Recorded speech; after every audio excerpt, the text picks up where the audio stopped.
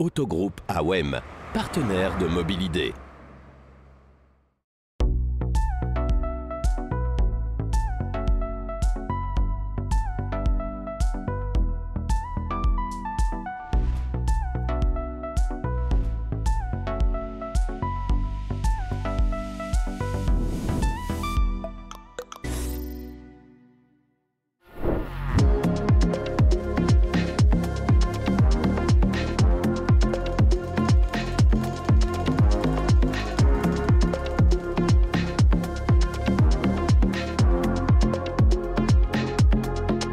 Bonjour à tous, bienvenue dans ce numéro 146 de Mobilité, votre magazine automobile sur votre média de proximité. Nous sommes aujourd'hui au 101e Salon de l'Auto de Bruxelles.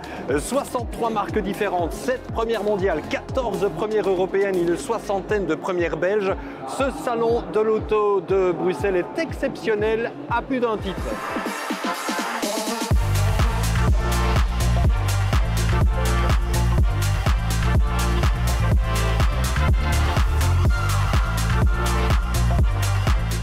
Avec une vingtaine de voitures exposées, BMW n'a pas fait dans le détail. Ici à Bruxelles, normal quand on est le leader incontesté au niveau des immatriculations neuves en Belgique.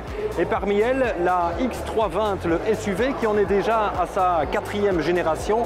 Voiture que l'on retrouve en motorisation essence, diesel et plug-in hybride, mais pas électrique, ça peut paraître étonnant. BMW nous montrerait-il là la voie à suivre? C'est notre test du mois.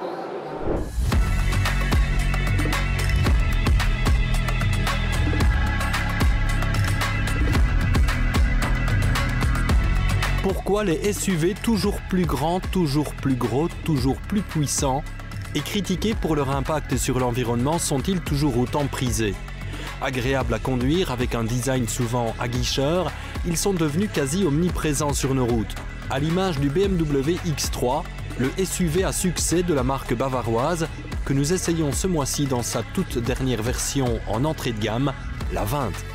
Voici 20 ans que le X3 sillonne nos routes et on peut dire qu'il est arrivé en pleine maturité avec une 4e génération qui contraste avec les précédentes, avec des lignes plus consensuelles et plus lisses également. Et puis impossible de ne pas l'évoquer puisqu'elle fait toujours débat, c'est évidemment la calandre avec ses lignes obliques et verticales et surtout ces deux gros naseaux qui donnent au X3 une vraie personnalité. Un X3 qui grandit également, 4,76 m de long, c'est 3,5 cm de plus que la précédente version, mais une hauteur qui diminue quelque peu de 2,5 cm pour atteindre 1,66 m. Une fois à bord, impossible de la louper, on retrouve une grande dalle horizontale légèrement incurvée vers le conducteur, le très bel écran Curved Display qui regroupe un tableau de bord numérique de 12,3 pouces et un écran tactile central de 14,9 pouces pour l'infodivertissement, avec aussi les bandes lumineuses LED qui attirent les regards. Tout l'intérieur est épuré à l'extrême et donc les boutons physiques sont peu nombreux.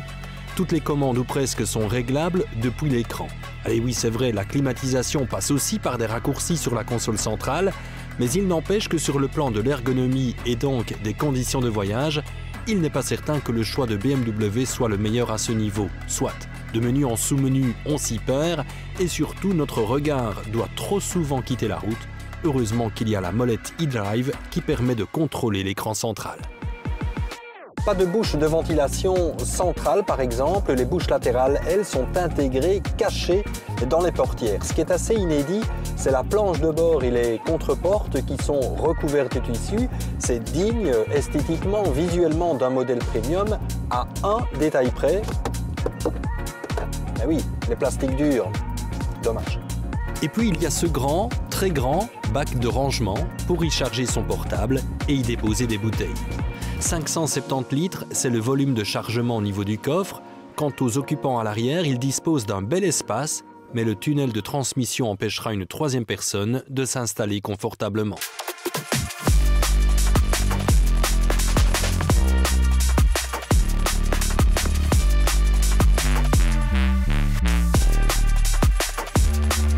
Le X3 est proposé en deux versions essence, une diesel et une hybride rechargeable.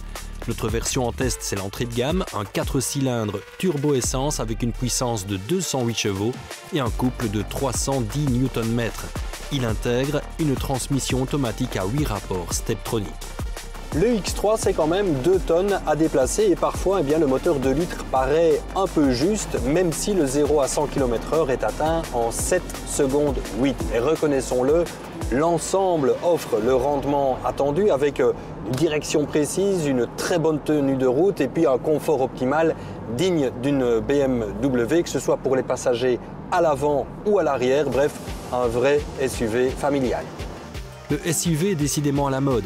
Habitabilité, bonne visibilité, volume de chargement, design sympa, sensation de sécurité, le BMW X3 a un peu de tout cela, tout en permettant à son conducteur de se distinguer des autres sur la route. Sauf que comme tout SUV, il est assez gourmand en carburant et gourmand au niveau du prix, un X3 n'est décidément pas à la portée de toutes les bourses.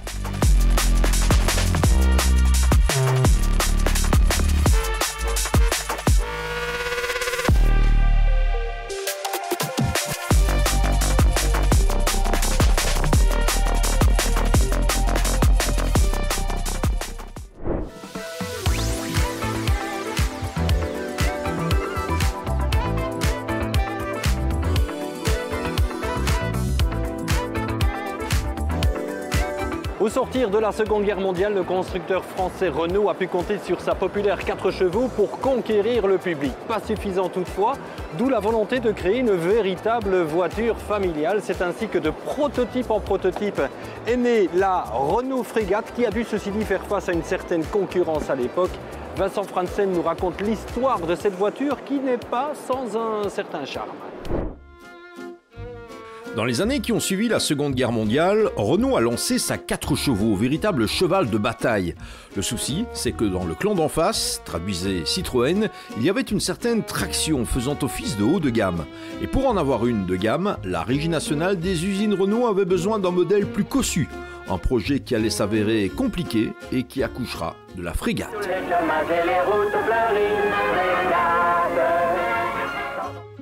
Il convient en effet de parler de gestation difficile pour cette auto qui était destinée à accueillir dans ses entrailles une mécanique de litre proposant des performances au moins égales à celles de la traction. C'est l'équipe de Fernand Picard, à la base de la 4 chevaux, qui a mené le projet. Et comme pour cette petite auto très populaire, il était prévu d'implanter le moteur à l'arrière. Différents prototypes étaient réalisés, permettant notamment de s'apercevoir qu'un moteur en position arrière, cela ne sert pas l'habitabilité du véhicule. Résultat, Renault repartait d'une feuille blanche avec pour mot d'ordre de remettre la mécanique à l'avant.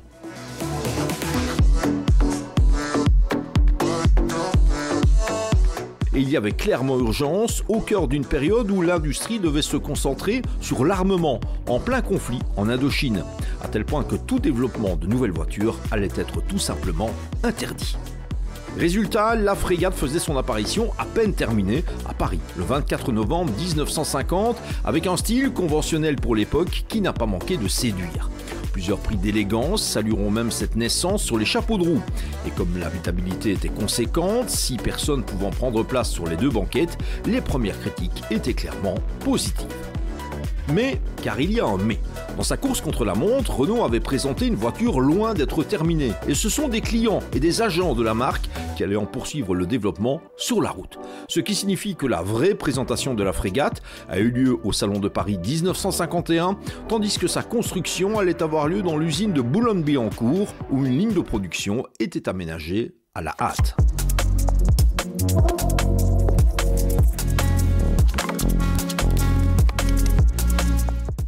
Avant la fin de l'année, les premières frégates étaient livrées et c'est le baron Surcouf, descendant du légendaire Corsair, qui héritait du tout premier exemplaire. Le principal souci allait néanmoins se situer côté fiabilité. Très vite, les pannes se multipliaient et les médias s'en donnaient à cœur joie. En 1953, Renault rappelait d'ailleurs toutes ses frégates pour procéder au changement de certaines pièces qu'un développement express avait empêché de soigner. Au gré d'opérations marketing presque avant-gardistes, la régie Renault allait pourtant récupérer le coup de la fiabilité douteuse. Coup du sort, Pierre Le Faucheux, PDG de Renault, trouvait accidentellement la mort au volant d'une frégate en février 1955, alors qu'il se rendait à son volant en direction de Strasbourg.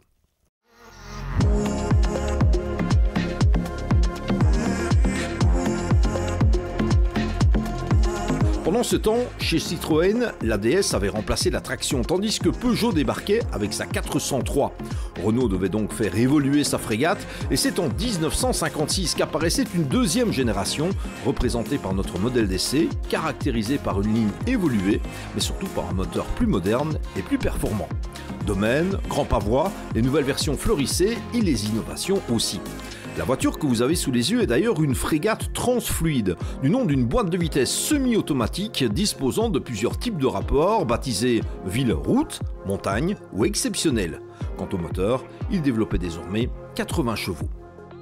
Si l'évolution technique était intéressante, en 1958, la carrière de la frégate était hélas sur une pente descendante, à tel point qu'au printemps 1960, le modèle ne figurait plus au catalogue.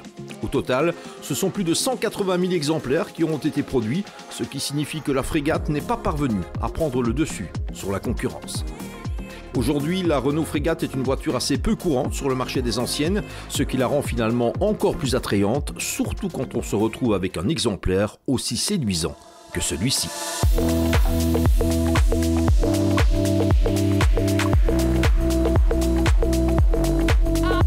C'est donc de 1958 que date cette Renault Frégate, une voiture qui a passé l'intégralité de son existence en Belgique. On en a longtemps perdu la trace avant que son propriétaire actuel ne la retrouve dans un garage du côté de Saint-Nicolas en province de Liège, dans une rue qui s'appelle la rue des Bons Buveurs, ce qui ne s'invente pas bien évidemment. On l'a posé sur une remorque, le moteur a démarré directement et puis après une petite restauration d'usage au niveau mécanique, eh bien, elle entamait une nouvelle partie de son existence avec cette patine d'époque absolument exceptionnelle, l'aile arrière droite qui a été repeinte, c'est un incident dans le parcours, dans l'existence de cette voiture. Et puis une petite bosse dans le toit, ça c'était une poutre sur le toit de la voiture dans le garage. Pour le reste, eh bien, elle passe maintenant avec un égal bonheur de balade en balade et très prochainement, elle prendra la direction de l'Auvergne pour le fameux embouteillage de la Palisse.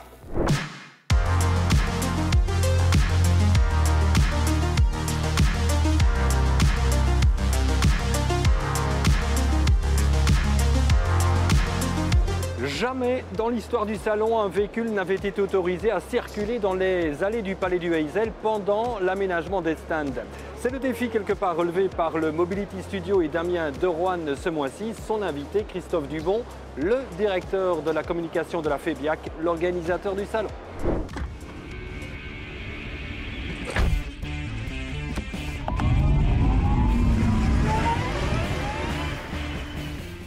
Bonjour Christophe. Bonjour Damien. Et merci de nous accueillir de manière exceptionnelle dans un lieu exceptionnel. Je pense que ça ne s'est jamais fait de rouler dans les allées du salon de l'auto avant son montage. C'est tout à fait interdit, je pense. Alors je vous confirme que c'était effectivement une grande première. Un tournage comme ça avec un véhicule en mouvement durant le montage du salon. On n'a jamais osé le faire précédemment et voilà, c'est une grande première pour vous et pour nous. Alors on est à J-4 avant le salon de l'auto. On a un plein chantier, mais vous ne serez jamais en ordre. Alors si, on sera en ordre, on sera prêt le 9 au soir avant la grande journée de presse qui est prévue le 10. Ça je vous confirme et je vous rassure qu'on sera bien prêt. Simplement oui, c'est un peu impressionnant de voir ici on est à 4 jours de l'ouverture, de voir que les stands sont encore en train de prendre forme.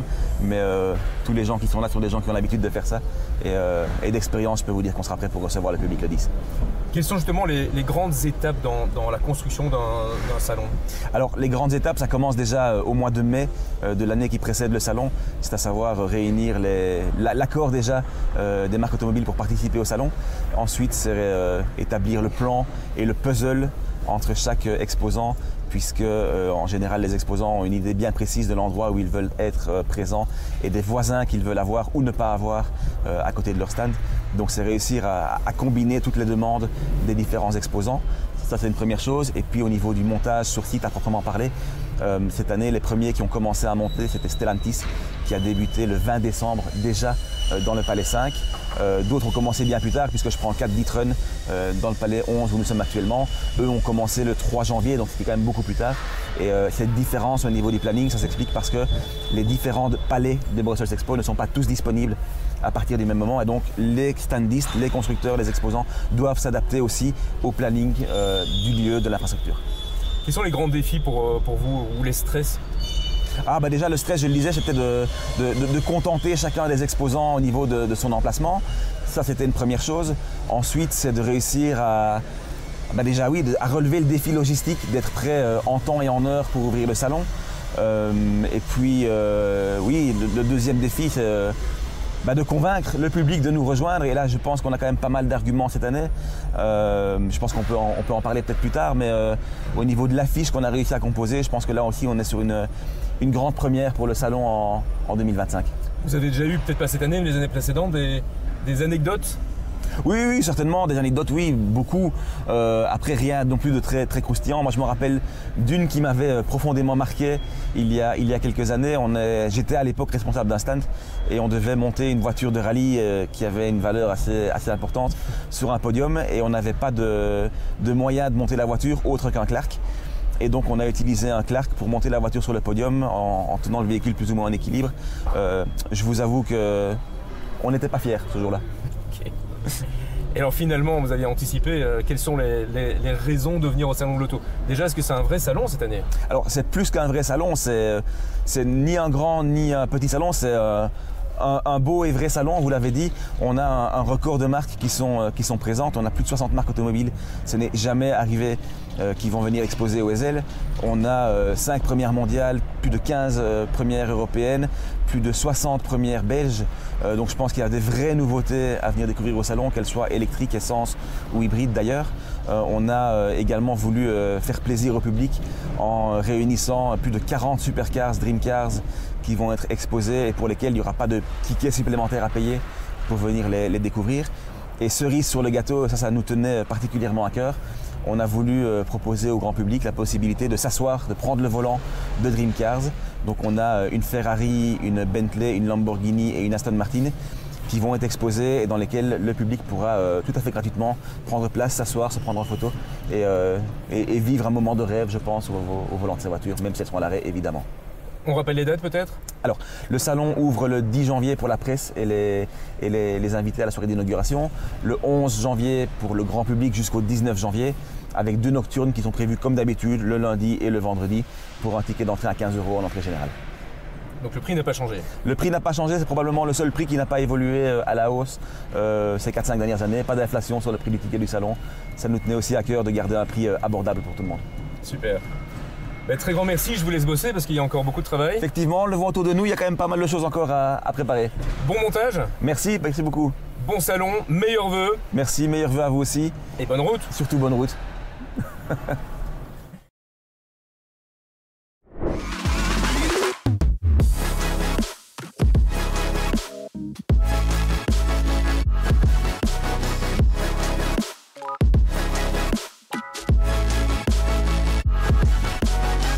Avec le retour du Salon de l'Auto de Bruxelles, le public peut à nouveau approcher le monde de l'automobile dans un contexte, il est vrai, pour le moins complexe, voire même déstabilisant. Pour les uns, les SUV électriques vont s'imposer. Pour les autres, les voitures chinoises vont tout balayer sur leur passage. Et pour d'autres encore, les voitures de caractère n'auront plus droit de citer. Mais alors, elle va où cette industrie automobile? Visite du salon côté pile, côté face avec Vincent Franzen, c'est notre dossier du mois. Les signes ne trompent pas, l'histoire de l'automobile aborde un nouveau virage. En arpentant les allées du renaissant Brussels Motor Show, traduisez Salon de l'Auto, on comprend que ce qui reste le mode de déplacement favori des Belges évolue, et vite. Le mode de propulsion électrique se généralise, les berlines laissent place à des SUV, à tel point qu'un type de véhicule semble avoir conquis la planète, le SUV électrique, quel que soit son format. Qu'en pensez ? C'est vrai que d'un point de vue technologique, c'est plus facile d'intégrer une technologie électrique dans un SUV qui est un véhicule plus encombrant, plus haut, voilà, qui a plus de place que dans une petite citadine électrique. Mais pour moi, c'est une aberration. Pourquoi? Parce qu'un SUV, ça consommera toujours plus qu'une berline équivalente, parce qu'il est plus haut, plus large, plus lourd. Aberration ou pas, le SUV balaye tout sur son passage et son gabarit qui en impose n'est pas étranger au phénomène. Les gens aujourd'hui veulent rouler en SUV pour différentes raisons, parce que ça fait bien peut-être vis-à-vis du voisin, mais aussi pour une question de hauteur de vue, parce qu'en même temps, comme il y a de plus en plus de SUV dans les rues, quand on est dans une voiture normale derrière un SUV, on ne voit plus rien, donc quelque part, c'est vrai que c'est sympa d'avoir une meilleure vision de la route, mais c'est sûr que on cherche à consommer de moins en moins, on cherche à avoir des autonomies meilleures.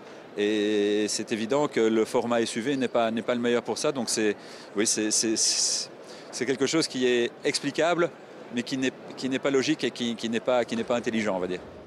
Conséquence directe de l'omniprésence des SUV sur nos routes et dans les concessions, les berlines familiales, petites ou grandes, encore très populaires il y a peu, tirent la langue et sont même menacées de disparition, même si certaines s'adaptent. Mais maintenant, on voit effectivement que dans le segment C, qui est le segment le plus porteur en Europe, des berlines compactes familiales, l'offre commence à se raréfier en effet. La Focus va s'arrêter, il y en a d'autres qui ont arrêté également. Donc ça, c'est un peu inquiétant parce que c'est quand même le cœur de cible. Et à force de convaincre des gens qu'ils ont besoin de SUV, on risque de les diriger aussi vers des voitures qui peuvent plus payer. Et donc là, il y a un gros hiatus. En 15 ans, le pouvoir d'achat des Belges, il a augmenté de 6%. Le prix moyen d'une voiture neuve, il a explosé de 70%. On voit qu'il y a un gap là qui n'est plus possible pour le particulier en tout cas. Au-delà du gabarit du véhicule, c'est l'électrique qui alimente les conversations de comptoir. Certains ne jurent que par ce type de motorisation, d'autres jurent leur grand Dieu qu'on ne les y prendra pas. En attendant, la voiture électrique est partout au SL, dans les moindres recoins, et pourtant. Honnêtement, rouler en voiture électrique au quotidien, toute l'année, c'est un enfer. Moi, j'ai l'occasion d'essayer toutes les voitures électriques du marché. Chaque fois que je roule en voiture électrique, ça me rend fou. J'ai des problèmes, c'est des causes de divorce. On s'engueule parce que des problèmes d'autonomie, madame n'est pas contente parce que il reste plus que 100 km et puis tout d'un coup ça passe à 50, on ne sait même pas pourquoi parce qu'on a mis le chauffage. Enfin, et c'est un stress permanent. Alors, voiture électrique ou pas voiture électrique, ce qui est certain, c'est que si les moteurs essence ont encore leur mot à dire, du côté du diesel, c'est la chute vertigineuse au niveau des ventes. Le diesel, on voit sa part de marché chuter d'année en année. Aujourd'hui, c'est presque marginal. Aujourd'hui, on vend plus de voitures électriques que de diesel en Belgique, c'est tout dire. Alors qu'il y a encore 5 ans, le diesel, c'était 60% du marché. On voit que le déclin est très très rapide. Mais l'essence résiste. Les petits moteurs à essence résistent justement à destination de ces particuliers qui ne veulent ou qui ne peuvent pas passer à l'électrique. N'oublions pas non plus qu'en Belgique, les chiffres de vente séduisants des voitures électriques sont largement influencés par le phénomène des voitures de société. Car du côté des particuliers, la tendance n'est clairement pas la même. On voit quand même qu'il y a beaucoup de constructeurs qui font un peu marche arrière sur leurs annonces de full électrique. Il y en a beaucoup qui avaient dit « Ah, nous on devient full électrique même en 2025 ou en 2027 ». Ils ont quasiment tous fait un petit peu marche arrière en disant « Oula, on n'arrive pas à vendre nos électriques, les gens n'en veulent pas ». À part en Belgique où c'est un petit peu particulier parce qu'il y a les conditions fiscales qui font que les sociétés achètent des voitures électriques. Mais enfin, globalement, la voiture électrique ne prend pas aussi bien que ce que les constructeurs avaient espéré. Et donc, ils sont tous un peu en train de faire marche arrière et de dire « Oula, on va quand même continuer à construire des thermiques un peu plus longtemps ». Autre thématique majeure du salon 2025, le grand débarquement des marques chinoises. Si certaines sont plus ou moins connues, d'autres laissent pantois. Entre les BYD, Leapmotor, Anchi, BAIC, Xpeng et autres, il y a de quoi en perdre son latin au profit du mandarin. Je crois que cette effervescence autour de la multiplication des marques chinoises est un feu de paille. Je pense que dans quelques années, il va rester quelques grands groupes, genre BYD, Geely, etc. Mais toutes ces petites marques qu'on voit émerger, je ne vois pas ce qu'elles apportent de plus sur le marché. Donc elles, je pense que l'avenir est plutôt sombre pour elles. Mais malgré tout, la menace chinoise, il ne faut pas la prendre à la légère. Si certaines marques ne font donc que passer, autant ne pas sous-estimer les groupes les plus puissants. Après les Japonais il y a 40 ans et les Coréens il y a 20 ans, les Chinois ont les moyens de faire rire jaune la concurrence mondiale. Ce qu'on ne mesure pas encore aujourd'hui, parce que là on est en train de se rendre compte, les Chinois arrivent, bon, c'était évidemment prévisible il y a 5 ans quand on a pris ces décisions, mais il n'y a personne qui a levé le petit doigt à l'époque. Et puis aujourd'hui, ce qu'on ne mesure pas encore, c'est que les Chinois contrôlent totalement les matières premières. Et donc, le jour où toute l'industrie automobile européenne sera transformée en fabrique de voitures électriques, les Chinois vont doubler le prix de les matières premières et on ne pourra plus fabriquer nos batteries, on ne pourra plus fabriquer de voitures européennes électriques pas chères. Donc, c'est à ce moment-là qu'ils vont évidemment envahir totalement le marché en disant OK, nous, on vend les voitures 2 fois moins chères puisque le coût de la batterie est tellement élevé, est tellement important dans le coût d'une voiture électrique que s'ils doublent le prix des matières premières pour les Européens, les Européens ne vendront plus de voitures. On vous le disait, l'automobile affiche un nouveau visage en 2025, ce qui n'empêche pas la passion de rester, comme l'illustrent les nouveaux concept cars et autres prototypes présents au gré des stands, mais aussi des sportives racées, à l'image de la Lamborghini Terrario, de la nouvelle BMW M5, de la MG Cyberster ou de la Lotus Emira, quand bien même ces deux marques traditionnelles n'ont plus d'anglaise que leur origine, avec ici aussi un mode de propulsion électrique. Je pense que la passion autour de l'automobile, elle reste, ça on le voit. Moi je le constate tous les jours. Vous savez, ok, peut-être que l'automobile va évoluer vers quelque chose de plus luxueux, mais cette passion pour la belle voiture, la performance, la mécanique, elle va rester. Après, qu'elle soit électrique ou thermique, peu importe, mais on voit que ça attire toujours pas mal de monde. Au rayon des voitures racées, l'Alfa Romeo 33 Stradale est à notre préférence. Elle incarne plus que jamais le rêve automobile, mélange d'esthétique et de brio mécanique. S'il n'y avait plus de voitures de rêve, s'il n'y avait plus de voitures amusantes à conduire, je changerais de métier. Et, je ne sais pas ce que je ferais, mais en tout cas j'arrêterais de faire ce métier, même si la transition vers l'électrique et tous les défis actuels sont très intéressants d'un point de vue journalistique. Mais bon, à la base, je suis un passionné de voitures et donc faire du journalisme pour un domaine qui ne m'intéresserait plus du tout, ça ne me plairait pas. Donc non, moi je suis pour le politiquement incorrect et pour continuer à mettre des voitures qui font du bruit et qui sont amusantes. Et tant pis, de toute façon, vous savez, je pense que le bilan global entre une voiture électrique et une voiture essence, le bilan écologique global, on n'est pas sûr du tout qu'il soit positif pour la voiture électrique. Donc, dans le doute, continuons à nous faire plaisir. En parlant de bilan écologique global, en voici un qui fait beaucoup causer. À Bruxelles, le Cybertruck de Tesla, sorte de paroxysme des tendances de ce salon 2025, totalement à l'image de son géniteur, Elon Musk.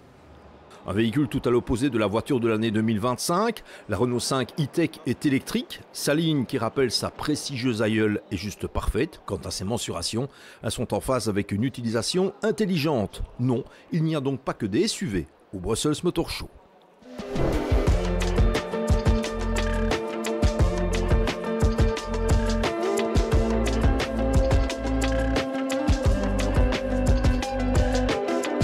Contexte pas facile et pour le moins particulier. Vous l'aurez compris, en attendant, le salon de l'auto a fait son retour à Bruxelles en 2025 et ça nous fait plaisir. Autant que la voiture qui reste un objet de passion. On se retrouve le mois prochain pour un numéro 147 de Mobilidé. D'ici là, bonne route et portez-vous bien.